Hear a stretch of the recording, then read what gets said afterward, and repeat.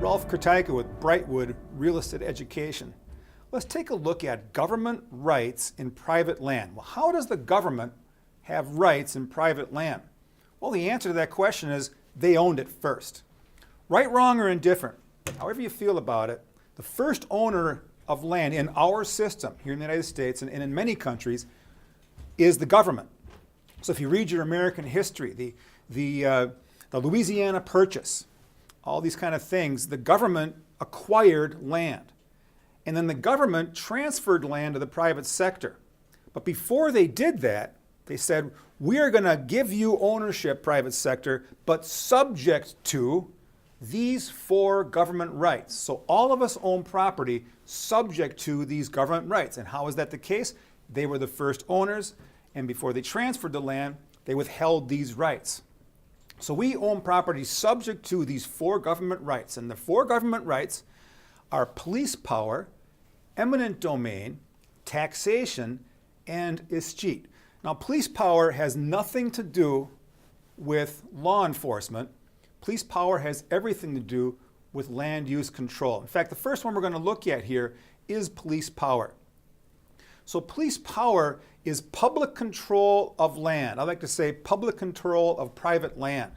It's the government's right to enact and enforce laws governing land use. Governing land use, so planning. Municipalities can form planning commissions, and those commissions can establish zoning and building codes. States and local municipalities can adopt building codes and require building permits to build on property.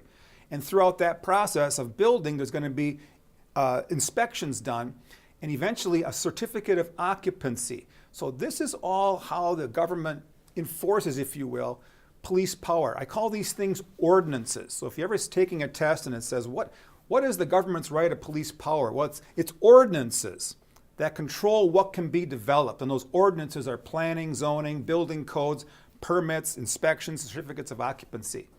And again, police power determines how land can be developed. Our second government right we're going to take a look at is eminent domain. Eminent domain is, you might not have heard of that word, but you're probably familiar with condemnation. The right is called eminent domain. It's the right of the government to take private land for public use. The process is called condemnation. So if you're taking a test, that issue right there can be a little bit deceiving or tricky. What do you call the government's right to take private land? Is it eminent domain or is it condemnation?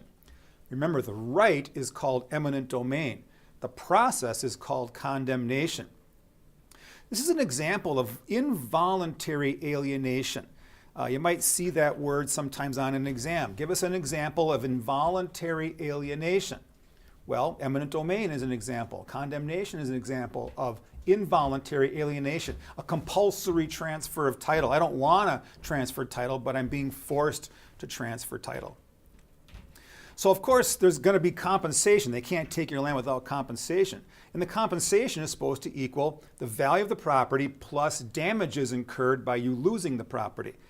Now, I don't think it'll surprise anybody that the parties often disagree with the amount of compensation that should be paid, and those things often end up in court. The government's probably going to start with the tax value. So if you've been complaining that your tax value is too high and trying to get it lowered, well, they're going to start with that tax value and probably negotiate with you from there. Here's an example of eminent domain and when you might see it. It's really changed over time. I think you might be familiar with roads. So we're going to build a roadway and the government will take that private land for the public use of building a roadway. But it's also evolved to economic engines. So let's just say there's a mega project that people have approved or they want to build this mega project, but they're going to have to acquire some of the private land around there. Could be utilities, something like that.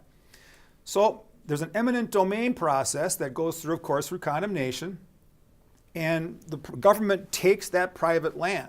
We got one little holdout there, but eventually, they cave in, and now we can go ahead and build our mega project on the property.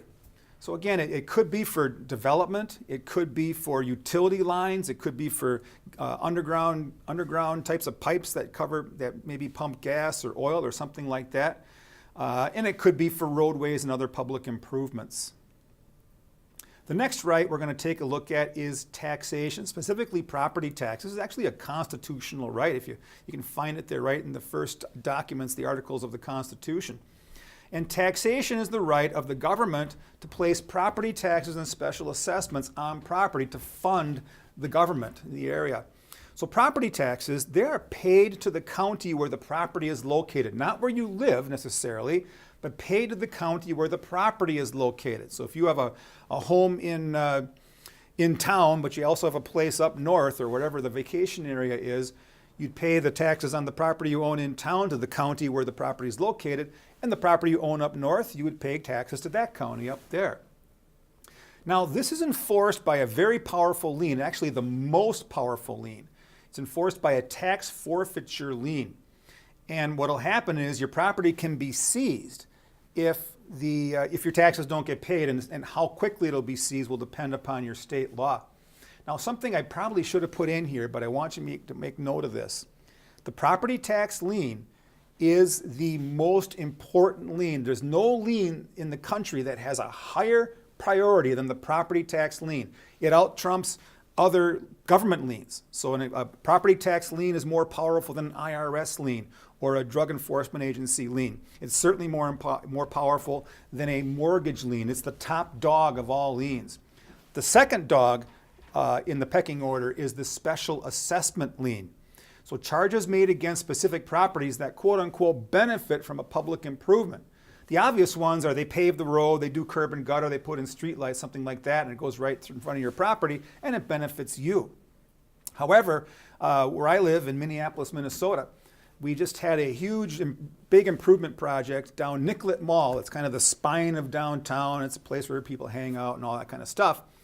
And I got a buddy who runs a business, and that business is located over a mile away from Nicollet Mall, but yet his property was assessed a special assessment. In fact, all properties within a certain geographic area, because they potentially could benefit from that public improvement. So it may not be right in front of your house. It might be like a road that feeds your house or something like that.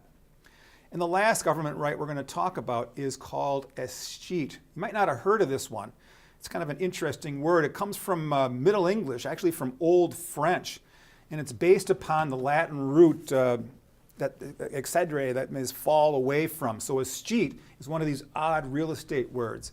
And basically what escheat is the government's reversionary interest. Remember, the government was the first owner. And if we don't know what to do with a piece of property, it's going to go back to the government.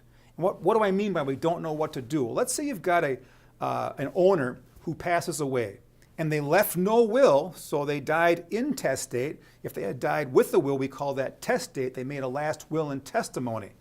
So they died intestate, so there's no will. That means that the state laws of intestate succession kick in. And the state laws of intestate succession will only distribute the deceased property to heirs, spouses, children, etc. And they've got kind of a pecking order of those. And if we can't find any heirs, now we have an abandoned property. And that's the kind of property that would revert back to the government through the process of escheat.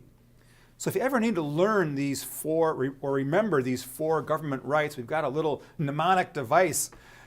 We call it PETE. So P-E-T-E. PETE is police power, eminent domain, taxation, and escheat. The four government rights in land.